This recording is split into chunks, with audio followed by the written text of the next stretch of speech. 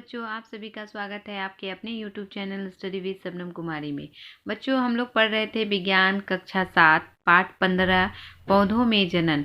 पौधों में जनन में बच्चों हम लोगों ने विशेष रूप से जानकारी प्राप्त की कि किस प्रकार जो है पौधे जो हैं वो सजीव हैं, पौधों में सजीव के क्या क्या गुण आते हैं और ये पौधों में जनन जो है ये सजीव का जो है वो बहुत बड़ा गुण है।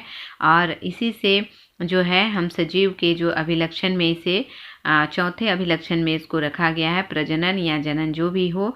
पौधों में बच्चों जनन के जो है वो प्रक्रिया के बारे में, किस प्रकार से किन किन प्रक्रम से जो है पौधों में जनन होते हैं, इसके बारे में हम लोगों ने जाना कि किस प्रकार से पौधों में लैंगिक जनन, अलैंगिक जनन और कायिक प्रवर्धन के द्वारा जो है जनन की प्रक्रिया जो है वो संपन्न होती है।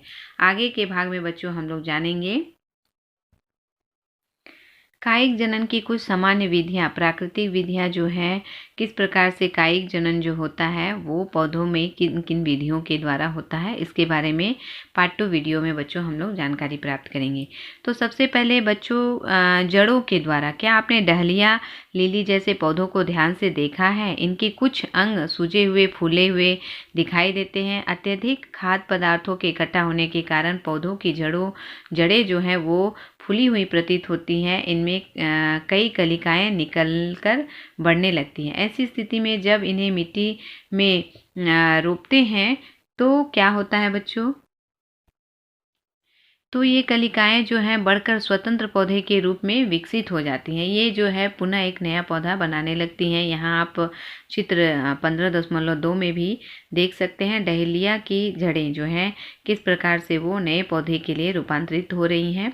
भूमिगत तनों द्वारा, यहाँ एक क्रियाकलाप है बच्चों, और भूमिगत तना के द्वारा भी जो कायिक प्रवर्धन के ये प्रक्रम है, ये विधि है, इसमें किस प्रकार से होता है। एक आलू में उसकी आँखों की पहचान करें। अब उसका ऐसा टुकड़ा काटें जिसमें आँख जैसा हो। अब टुकड़ों को गमले में या बगीचे की मिट्टी में रोप देते हैं। उस स्थान पर कुछ दिनों तक पानी डालते रहते हैं। कुछ दिन बाद आलू के टुकड़ों को खोद कर निकाल कर देखते हैं तो क्या होता है, तो हमें क्या दिखाई देता है बच्चों? तो इस प्रकार से जो है आलू का यहाँ चित्र है 15.3 में आलू की आँख से अंकुरित होता है। जो आलू में छेद गड्ढे जो भाग होते हैं उसे हम आलू का आँख कहते हैं।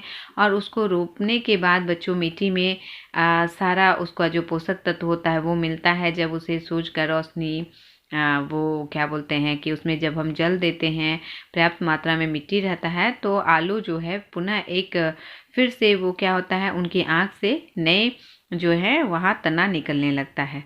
आगे बढ़ते हैं बच्चों। इस प्रकार से आलू, प्याज, लहसुन, कुमुदनी, हल्दी, अदरक आदि एक प्रकार के भूमिगत तना है। ये जो है तना में आते हैं। इसको हम लोग अंडरग्राउंड स्टेम कहते हैं, जिनमें भोज्य पदार्थ संचित होते हैं। प्याज, लहसुन, कुमुदनी आदि के सल्कन या बल्ब में क्या होता है, ग्लैडियोलस के धनकंद, ठीक है, कॉर्न, अदरक और हल्दी के प्रकंद जो होते हैं में खाद्य पदार्थ संचित होता है। इन सभी प्रकार के भूमिगत तनों से नए पौधे विकसित होते हैं। ये जितने तने जो है बच्चों, इनके तनों से ही फिर से क्या होता है कि भूमिगत जो है पौधा जो है फिर से विकसित होता है। अब है भूमि पृष्ठीय तनों द्वारा, ठीक है, भूपृष्ठीय तनों के द्वारा किस प्रकार से पुनः जो है फिर से नया पौधा बनता है। क्या आपने कभी गन्ने के तनों को ध्यान से देखा है? इन पौधों में तने की गांठों से जो उसके नोड्स होते हैं उनसे जड़ें निकलती हैं। अतः इन्हें उगाने के लिए गन्ने के तने के ऐसे टुकड़े को जिसमें गांठ हो काट कर बोया जाता है।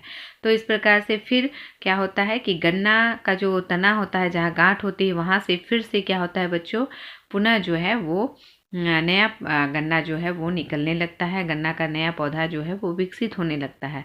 यहाँ चित्र 15.4 में आप देख सकते हैं गन्ने की गांठों से निकली जड़, फिर वहाँ से जो है पुनः जड़ निकलती है। तो ये सारे जितनी विधियाँ हैं, ये विधियाँ बच्चों कायिक प्रवर्धन के अंतर्गत ही आती हैं और इनसे जो है नए पौधे जो है पुनः रूपांतरित होने लगते हैं, बनने लगते हैं। पुदीना तथा घास के यहाँ एक क्रियाकलाप है बच्चों, जिसमें कि पुदीना और घास के 5-6 इंच लंबे तने को अलग अलग कर गमले में मिट्टी में लगाते हैं। इनमें कायिक प्रसारण का अवलोकन कीजिए। इसी प्रकार शकरकंद के तने को टुकड़े को अलग अलग कर जो है नम बालू में रोपते हैं।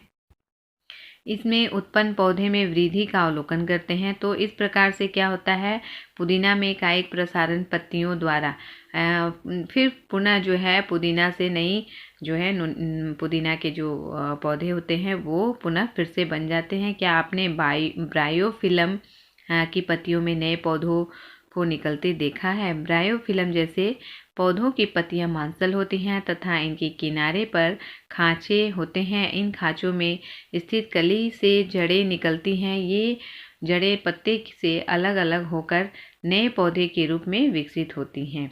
तो यहाँ पे बच्चों जिसे हम लोग पथल चट्टा भी कहते हैं, ये ब्रायोफाइलम है। यहाँ चित्र में आप देख सकते हैं 15.6 में ब्रायोफाइलम का ये चित्र है और इनसे ही पुनः क्या होता है, पत्तियां जो है निकलने लगती हैं। तो ये कायिक प्रवर्धन जो है ये बच्चों पौधों का जो मैंने पहले भी आपको बताया था कि 2 प्रकार से जनन होता है, लैंगिक और अलैंगिक जनन। तो ये अलैंगिक जनन में के अंतर्गत आता है। ये कायिक प्रवर्धन जो है कि पुनः पौधों से ही फिर से पौधा जो है बन जाता है। इसके लिए पौधे के बीज की आवश्यकता नहीं होती है। आगे बढ़ते हैं बच्चों। आगे है कृत्रिम विधियाँ। कृत्रिम विधियाँ किस प्रकार से होती है? कलम या कटिंग। क्रियाकलाप 2 में आपने गुलाब के तने की कलम में देखा है कि कैसे कलम से गुलाब का पौधा विकसित होता है। तो ये भी जनन की एक प्रकार से विधि है कि कलम किए हुए पौधे या कलम किए हुए जो भी तना है उनसे जो है हम फिर नए पौधे प्राप्त करते हैं। इस विधि में पौधे के तने से ऐसे छोटे छोटे टुकड़े काटे जाते हैं जिनमें गांठें नोट्स होती हैं। इन टुकड़ों को कलम या कटिंग कहते हैं। कलम को नम मिट्टी में थोड़े से भाग के तो ऊपर रखते हुए गाड़ दिया जाता है। कुछ सप्ताह बाद यह एक नए पौधे के रूप में विकसित हो जाता है। इस तरह आप सेब या अमरूद के पेड़ की जड़ों से भी कलम तैयार कर सकते हैं। ब्रायोफाइलम जैसी पत्तियों से कलम बनाकर भी पौधे जो हैं वो तैयार किए जा सकते हैं। यहाँ देखिए चित्र 15.7 में दिया हुआ है बच्चों, गुलाब के कलम से प्रजनन कायिक प्रवर्धन के जो हैं वो लाभ। इस प्रकार से जो है गुलाब के पौधे को जो है कलम करके फिर पुनः उससे नए पौधे जो हैं वो प्राप्त कर सकते हैं। तो ये सारी विधियां जो हैं वो कायिक प्रवर्धन के अंतर्गत ही आती हैं। बच्चों पार्ट 2 वीडियो में हम लोगों ने बस इतना ही आज के भाग में जाना। दूसरे भाग में बच्चों हम लोग क्रियाकलाप 5 को करेंगे और पौधों में जनन के और भी जो मुख्य बातें हैं उसको विशेष रूप से जानेंगे। तब तक के लिए बच्चों धन्यवाद। कुशल रहिए, स्वस्थ रहिए। बच्चों आपको अगर मेरा वीडियो अच्छा लगे तो मेरी वीडियो को लाइक ज़रूर कीजिएगा और चैनल में नए होंगे तो चैनल को सब्सक्राइब कर लीजिएगा। धन्यवाद बच्चों।